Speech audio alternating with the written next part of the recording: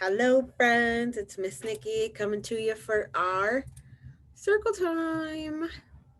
So, since we're talking about buildings, Miss Nikki has a book for you that's about buildings. It's about houses. I don't think it's all houses, though. So, let's get started with our hello song. Are you ready? Sing with me.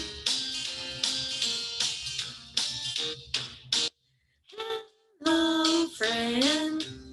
How are you? I'm very happy to see you.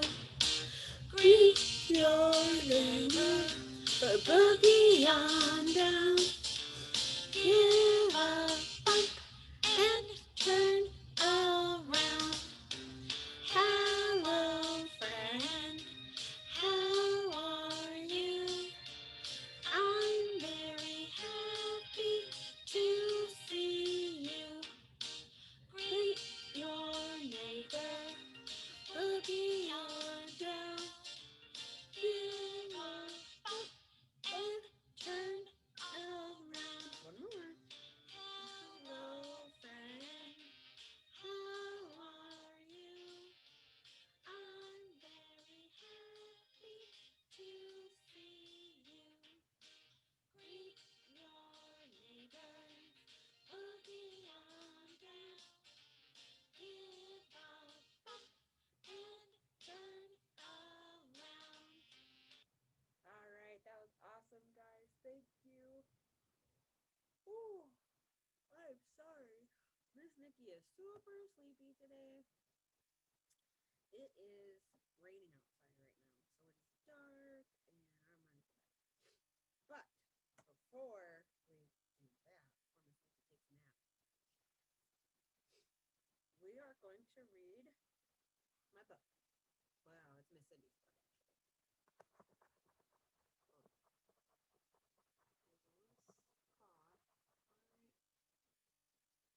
Well, it's Miss Cindy's book actually. Oh, there. Okay, now you can see better, right? Okay, here we go. House, sweet house. See how it's house instead of home?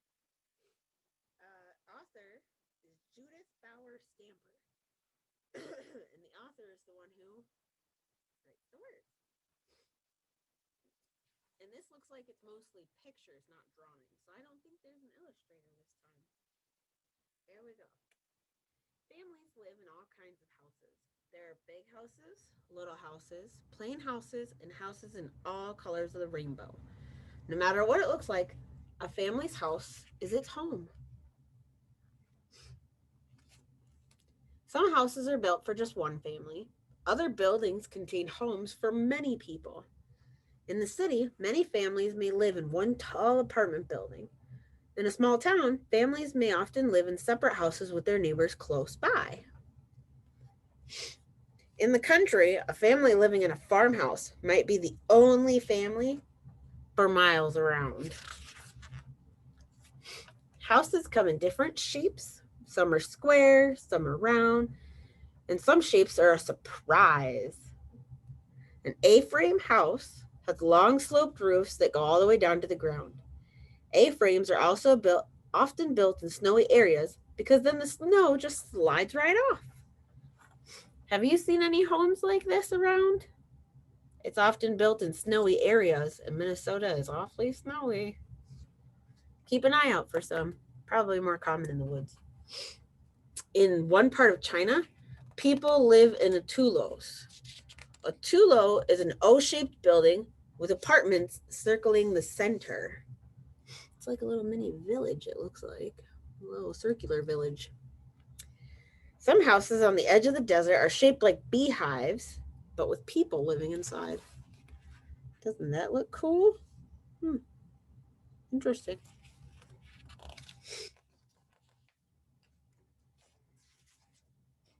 Missing a page. Oh, here we go. People sometimes build houses out of whatever they can find close at hand. In rocky places, people gather up stones and stack them on top of each other and make sturdy houses that last a long time. Look at that right here. Very nice, right? In dry places, people mix together mud and straw, shape it into walls, and build houses from earth. Those are clay houses, mud huts, stuff like that. On tropical islands, people turn palm trees into cool, leafy houses that let the breeze blow right through. That sounds cool. I want that. Let's see. People build houses almost anywhere. Near the water, under the ground, up in the treetops. That sounds good. Or bad. I don't want to live in a tree house. People along rivers build their houses on stilts to keep their families high and dry. That is a vocab word today. Stilts. Stilts are a set of posts or piles supporting a building above the ground to keep the house dry. So in like Florida, a lot of those people probably built their houses on stilts. So the beach water doesn't go whoosh and take the house away. That would be scary. Some people live underground in houses that are hidden far from sight. Other people build houses high up in the treetops to stay safe from wild animals. Probably like a tree house again. I don't like heights. Most houses stay in one place, but some houses can travel along wherever the family goes. Sheep herders in Mongolia live in houses called yurts, white tents that can be taken down, folded up, and carried someplace new.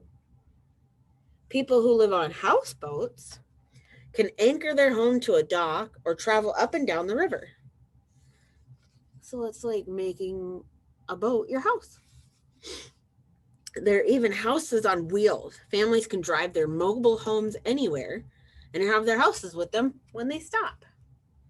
Some families like to do this for vacation too, like for fun. Long ago in America, houses looked very different from the kind of houses we live in today. Native Americans built houses that fit their way of life. Those who traveled in Great Plains lived in teepees that they could move with them whenever they hunted buffalo. Some Native Americans built dome-shaped dwellings out of thatched grass. And settlers who came to America built log cabins in the woods. They cut down the trees, notched the end of the logs, and stacked them up to make warm wooden houses. If you've ever played with Lincoln logs, then you know how to build a log cabin. Same concept. And these are the thatched grass. And here's the teepees. I bet most people know what those are. It's pretty famous. Aha, see, like I just said. Some houses are famous all over the world because important people live there. The White House in Washington, D.C. is the home of the President of the United States and the first family. The first family would be his wife, his kids, and his dog or cat, if they have any pets. They all get to live here in the White House. Beautiful, isn't it? Buckingham Palace is the London home of the King and Queen of England. Visitors come to watch the changing of the guards. King and Queen is like the president and first lady, but of a different country. We don't have kings and queens here. We only have presidents and first ladies. The Forbidden City stands in Beijing, China, and it's now a museum. Long ago, it was the imperial palace of the Chinese emperors. Now, an emperor is the Chinese version of a king and queen. So in China, they had kings and queens too. And a long, long time ago, we used to have kings and queens, but it was England's queen. But we have presidents now. Houses give people protection for comfort and warmth. A tent in the Sahara Desert has sides that can roll up to catch a breeze or roll down for a sandstorm. In the freezing weather of the Arctic, an igloo made out of snow can become a temporary home for hunters and travelers. Burn! It's like a snow cave. No, thank you.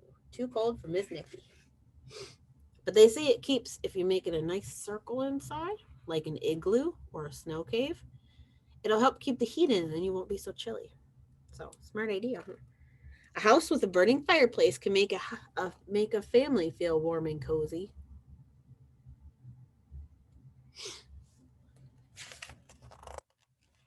Houses, this book is so big, I have a hard time with it. Houses are places to eat, sleep, work, and play. Kitchens are busy places in all homes all over the world.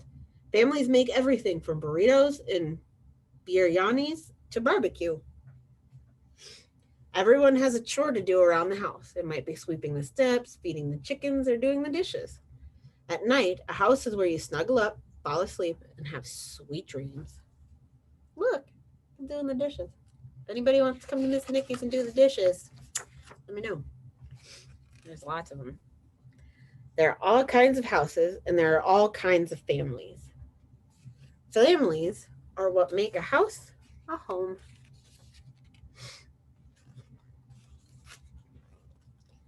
And then this says, where do you live?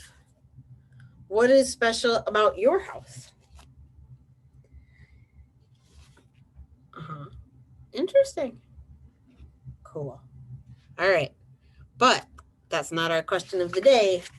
Our question of the day is, does anybody remember where I said the president lives? I don't need his address because we're not going to call him or stop by. But if you can remember, think. I totally told you. It was in the book. I even showed it to you when we were talking about kings and queens. Let's see if we can find it. And I'll show you a picture. And I'll see if you can remember where I said it was. Right here. Does anybody remember where I read that was from? Where that's at? Okay. Let me know. Don't cheat. Have your grown-up message me, call me, write me on Learning Genie or Remind, and let me know your answer for where does the president live, because that's important information to know. So, it is time for Miss Nikki to go home and take a nap. Because I'm still so sleepy. Oh, wait, I can't take a nap. I have stuff to do. Will you help me wake up? We can spin around 10 times. Let's see if that'll help me wake up. Should we do it 10 or 15? Better do it 15 times just in case. All right, ready? All right, don't let me fall, okay? 1, 2, 3, whoa, 4, 5, 6, 7, 8, whoa, let's go the other way. 9, 10, 11, 12, almost done, 13, 14, 15. Whew, that was quite a dizzying game, wasn't it? But I feel much more awake now. So, while I have the energy, I'm going to go get stuff done. So, let's say our goodbye song. Ready?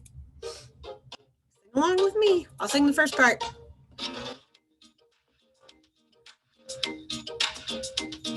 See you later, alligator. See you later, alligator. In a wild crocodile. In a wild crocodile. Bye-bye, butterfly. Bye-bye, butterfly. Toodaloo, kangaroo. Toodaloo, Oh, kangaroo. I guess I'm still sleeping. Go, buffalo. Time to go, buffalo. Give a hug, ladybug. Give a hug, ladybug. Blow a kiss, jellyfish. Blow a kiss, jellyfish. Just like that. Fat cat. Take a bow, milk cow. Take a bow, milk cow. See you soon, baboon. See you soon, baboon. All right, ready? You sing first and then I'll follow, okay? See you later, alligator. See you later, alligator. In a wild crocodile. In a wild crocodile. Bye bye butterfly. Bye bye butterfly. Toodaloo kangaroo. Toodaloo kangaroo. Time to go buffalo. Time to go, buffalo. Give a hug ladybug. Give a hug, ladybug. Blow a kiss jellyfish. Blow a kiss, jellyfish. Just like that. Fat cat.